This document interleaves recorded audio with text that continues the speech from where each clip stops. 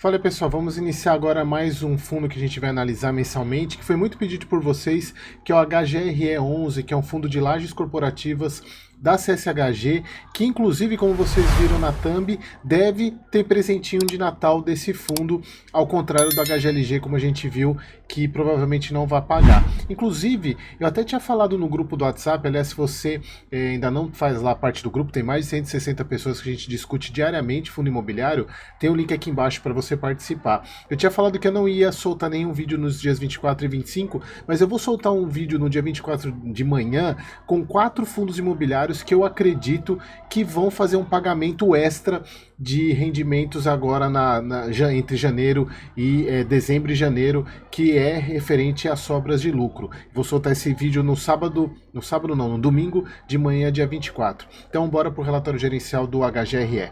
Então vamos lá, pegar aqui a minha setinha. Cadê minha setinha? Setinha aqui. Bom, então o relatório do HGRE, que é, como eu falei para vocês, um fundo de lajes corporativas da CSHG, eles também têm o HGPO, que é outro fundo de lajes, mas acho que esse aqui é o mais conhecido. E eu até falo para vocês que eu acredito que o melhor fundo de lajes corporativas hoje é o PVBI pela qualidade dos imóveis. E o que mais se aproxima do PVBI, eu acho que eu acredito ser o HGRE, pelo portfólio, pela estrutura e pela gestão também. Mas assim, como eu sempre falo para vocês, não é um segmento que eu gosto tanto. Exatamente porque é um tipo de imóvel muito sensível, como vocês vão ver aqui, que é o principal ponto negativo não desse fundo, mas desse segmento.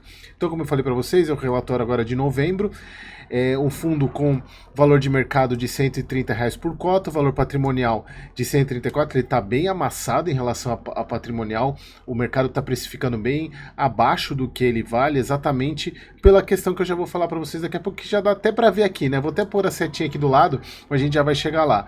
Valor de mercado do fundo de 1,5 bilhão, 147 mil cotistas, último rendimento de 0,78, tem uma ABL de 186 mil metros quadrados, um dividend yield considerado baixo, mas faz parte desse segmento, até pelo fato da questão da vacância que esse fundo está.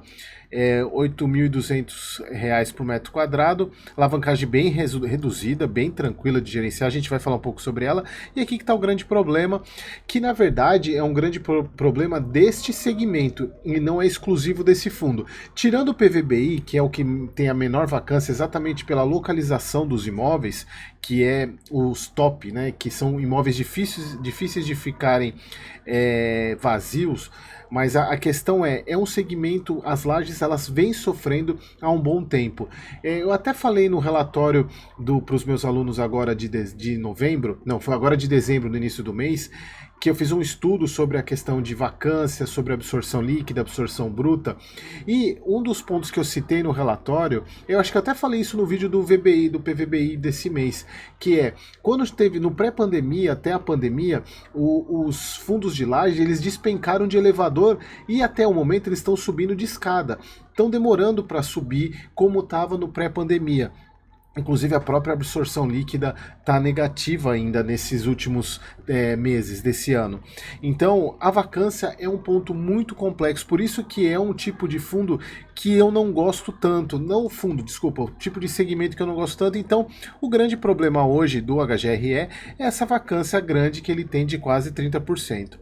Então aqui em termos de comentário de gestor, o fundo apresentou uma receita total de 10,65 milhões, que dá 90 centavos por cota, e levou um resultado de 7,61 milhões, 64 centavos por cota, e ele pagou 78, ou seja, ele usou um pouco de reserva, mas vocês vão ver que a gestão é tão boa que ela consegue fazer processos de compra e venda, principalmente venda, gerando lucro, que faz com que o fundo tenha uma gestão muito ativa na questão de venda de imóveis com lucro, que é o que faz o fundo ter caixa para distribuir. Aqui sobre o avanço da venda desse edifício Alegria, até mostrar o fato relevante aqui para vocês, que é um fato relevante que foi de junho agora desse ano, né? Deixa eu voltar para a setinha aqui. Foi de junho desse ano, aqui. E aqui eu até peguei ele está nessa fase de aprovação pelo CAD. É um imóvel que fica localizado nessa Rua Alegria, Visconde do Paraíba, 947, na cidade de São Paulo, com uma área de 19.049 metros quadrados. Então, o preço de venda dele foi de 70 milhões, o que vai gerar um lucro de 11 milhões para o HGRE, aproximadamente 93 centavos por cota. E aqui é um ponto interessante que eu até sempre falo para vocês, que eu gosto de usar como exemplo, para mostrar o porquê que aquele valor patrimonial, muitas vezes, ele não reflete a realidade. Exatamente por isso, porque primeiro, eles venderam com 18,7 acima do valor de compra, que é o que gerou esse lucro para o fundo, mas olha só, 20,5% acima do valor de avaliação. Então, eu sempre falo para vocês, fundo de tijolo, o que vale é o que é vendido. Então, o valor patrimonial, ele é muitas vezes utilizado de maneira errada, tá? Porque não se pode tomar nenhuma análise sobre aquele valor patrimonial, e aqui a gente tem a prova que ele foi vendido a 20% acima do valor patrimonial. Então, o pagamento de 3.250 em 4 prestações semestrais, e o VGV de 66 milhões. Eu vou fazer um vídeo, pessoal, mais pra frente, eu não sei se eu vou soltar ele semana que vem, sobre o que é VGV. É importante porque eu tenho sempre falado dessa sigla VGV, principalmente eu falei no vídeo, se eu não me engano, do Tigar 11, que a parte de incorporação usa muito VGV, e vocês vão ver muito esse termo, então eu vou falar um pouco, um vídeo rápido sobre a sigla de valor geral de venda, tá bom? Então vamos voltar aqui pro relatório gerencial. Então, como eu falei para vocês, ainda se encontra nos processos finais de diligência, o que deve gerar um lucro interessante para o fundo para distribuir para os cotistas. Aqui, recebimento da sexta parcela de venda de 3 conjuntos do edifício Brazilian Depart, que gerou um lucro de parcial de 144 milhões, não, 144 mil, desculpas, 12 centavos por cota, e o recebimento da sétima parcela referente à venda do Centro Empresarial Dom Pedro, que gerou um impacto negativo de menos de 1 centavo por cota. Então o fundo, aqui que está o grande problema, né, que o fundo fechou com 27, quase 30% de vacância, é muita coisa.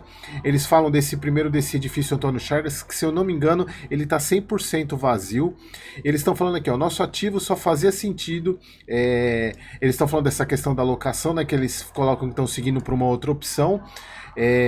O nosso ativo, isso eles falam por causa do custo e tipo de ocupação de quem estava buscando, teria que fazer muita coisa para poder atender a esse locatário. Aí eles falam, nosso ativo só fazia sentido se a empresa trouxesse todas as operações administrativas do grupo, e ainda assim haveria ociosidade da própria empresa que carregaria dessa forma. Optaram por uma opção, um outro tipo de opção. Aí eles falam, seguimos buscando outros locatários para o prédio que está inserido no mercado com mais vacância e competição da cidade, que é a região da Chucre Zaidan e a Chácara Santo Antônio, que, se a gente for ver, é uma baita região lá em São Paulo.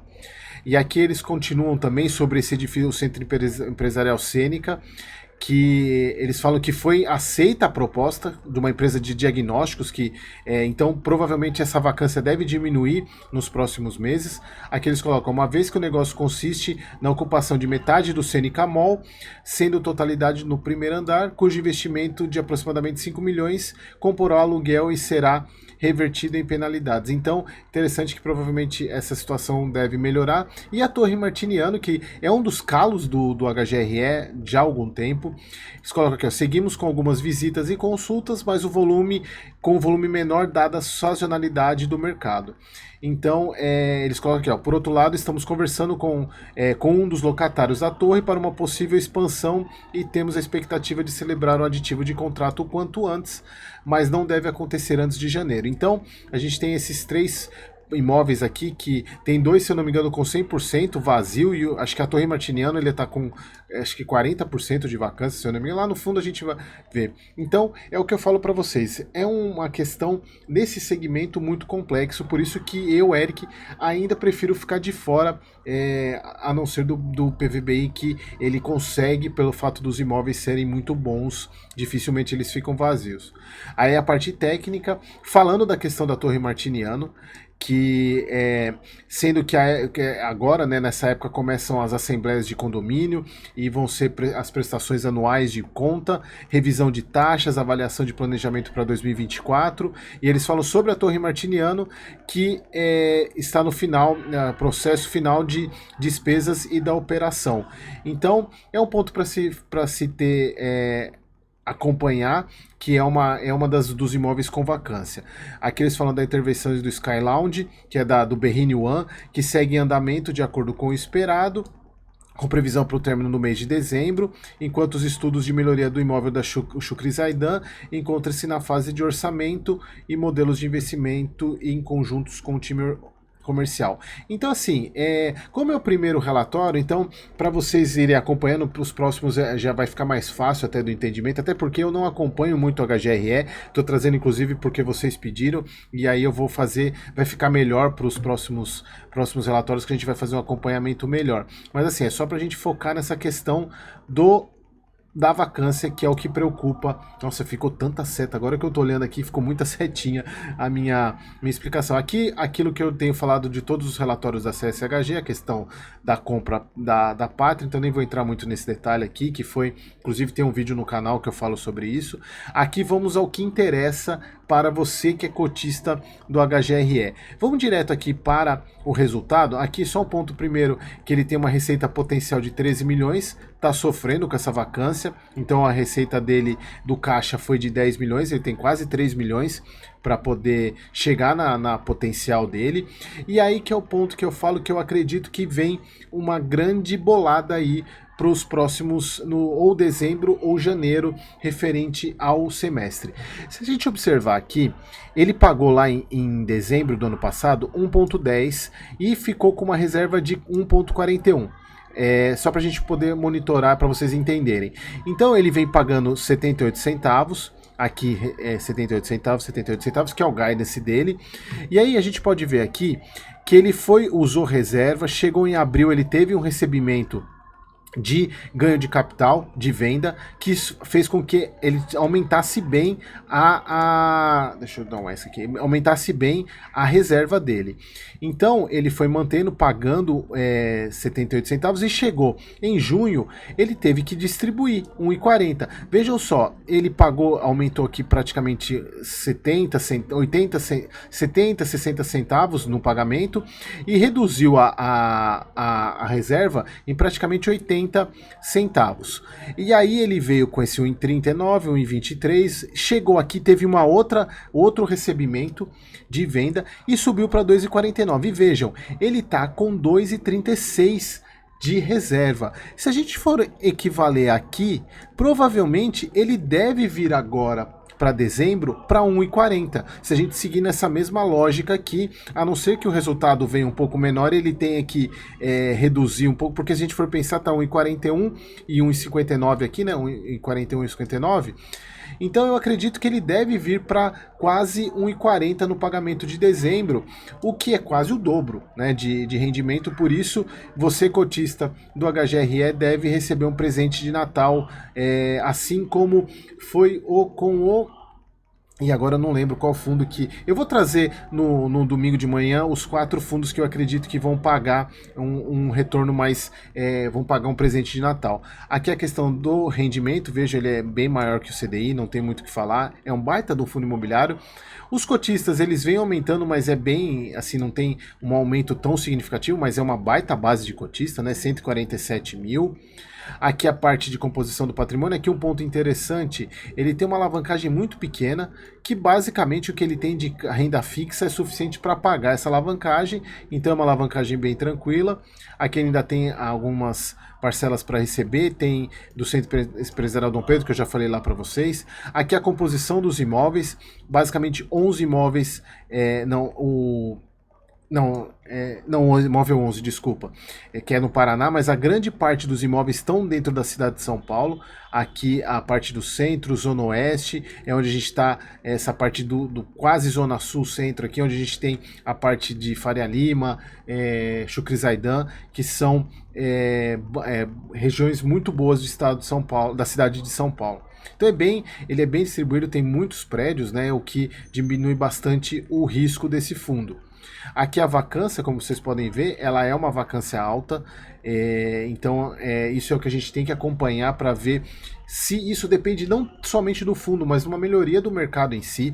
Com a queda da taxa de juros, provavelmente essa vacância tende a diminuir. Aqui a gente tem que, você cotista, ficar atento agora em 2024, a revisional de alguns contratos, na maioria deles acontece agora em 2024. Ele tem uma média ponderada de vencimento de 4,2 anos, que é o tranquilo, por mais sejam basicamente contratos típicos aqui do HGRE. Aqui ele tem uma baita participação da TOTVS, 30%, e a TOTVS, uma empresa de tecnologia, uma empresa muito boa, que faz aqueles softwares de ERP, né, de gerenciamento, RH, produção. Ele é uma empresa muito boa, então não tem tanto problema, mas é o que eu sempre falo, uma concentração alta. Vivo 25,7, também uma alta concentração. Aqui a questão dos empreendimentos, vejam que eles têm grande parte de torre corporativa, tem um pouquinho de monousuário que também aumenta o risco. Aqui a questão dos indexadores não tem tanto o que falar. Aqui, o que eu falei para vocês, a alavancagem dele é muito tranquila, como eu falei, é próximo de 3%, que é aquele bem tranquilo, não tem nada de problema com ele. Então aqui ele consegue amortizar com uma metade embora venha aumentando, porque a amortização do CRE ele vem aumentando até 2021, mas de 28, desculpa, mas é super tranquilo o valor. Olha só, é muito baixo, CDI mais 1,3, então ela é bem tranquila, e com a queda do CDI vai ficar mais barato ainda. Então não é de se preocupar com a questão de alavancagem. Então é isso daí, pessoal. É um fundo que é um fundo novo. Eu não sou muito fã desse tipo de fundo. Só queria mostrar para vocês a questão das vacâncias. Como eu falei para vocês, o Brasil tem parte, que é aquele que está lá em cima, o Antônio Chagas, o Sêneca e o Guaíba, que estão com a parte de vacância, principalmente o Alegria, que é o que está com 100%, o Antônio Chagas e o Brasília Interpart, e o Martiniano com 46,7% e o Guaíba com 61,9%, que fazem com que o fundo tenha aquela vacância bem alta. Então, pessoal, era isso. Como vocês podem ver, não é um fundo que assim, me traz muito ânimo, mas foi um pedido para vocês. Eu vou continuar fazendo acompanhamento mensal dele, e o grande notícia esperem um baita presente de Natal aí, você cotista da HGRE, tá bom? Então te espero no próximo vídeo.